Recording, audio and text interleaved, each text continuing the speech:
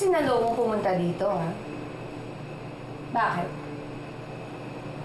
Tutuluyan mo na si Trixie para hindi na siya makapagsumbong sa mga pulis. O diba, Maya? Tigilan mo na yung pagbibintang mo. Ilang beses ko ba dapat patunayan na inosente ako at hindi ako kumidnap sa pinsan mo? Sinungaling! Kung ang iba na uuto mo, ako hindi. Nung kung guilty ka, Vanessa, kaya ngayon pa lang, sisistensyahan na kita. Maya, ano profit ka? Mo! Pwede kita kasuhan ng physical injury at unjust fixation? Ano ba? Ano? Nahan mo ako, Ano ba? Baka next time, ikaw nang binibisita, hindi sa ospital, pero sa city gym. Akala ko, papakidnap mo rin ako. Di ba sanay ka doon? Nauubos na pasensya ko sa'yo, Maya. Anong gagawin mo? Kasakan mo ako. Go ahead! Kakasuhan din kita.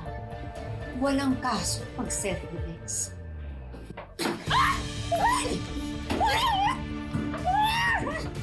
Tumira ka talaga, Vanessa! Sama-sama ako! Ayaw! Subukan mo pumasok! Gusto mo mataway!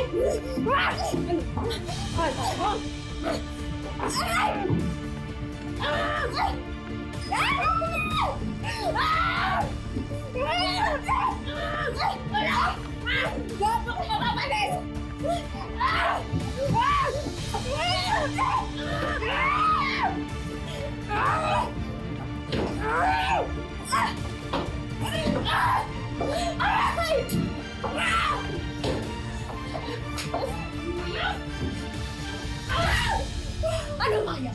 Yan yung ba kaya mo? Ha? I've handled criminals far worse than you. Lahat sila sa kulungan bagsak! Dami mong saksak!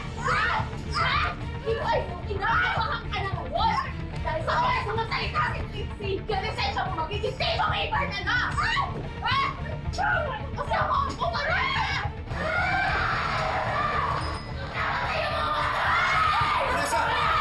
Bitawan mo yung asawa ko!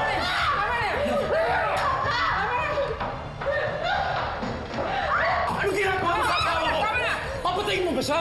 Kulang pa yan sa laki ng kasalanan niyan kay Trixie! Inspektor, huliin mo na yan! Huliin mo na yan! Nakita mo na yung ginawa niya eh! Hayaan mo na. Ayoko nang palakin pa yung gulo. Her cousin needs her. Ha? Di pa ako tapos sa'yo! Ma'am, tama na ho! Pwede kayong kasuhan sa ginagawa nyo! Kawan mo ko. Saan dapat makulong?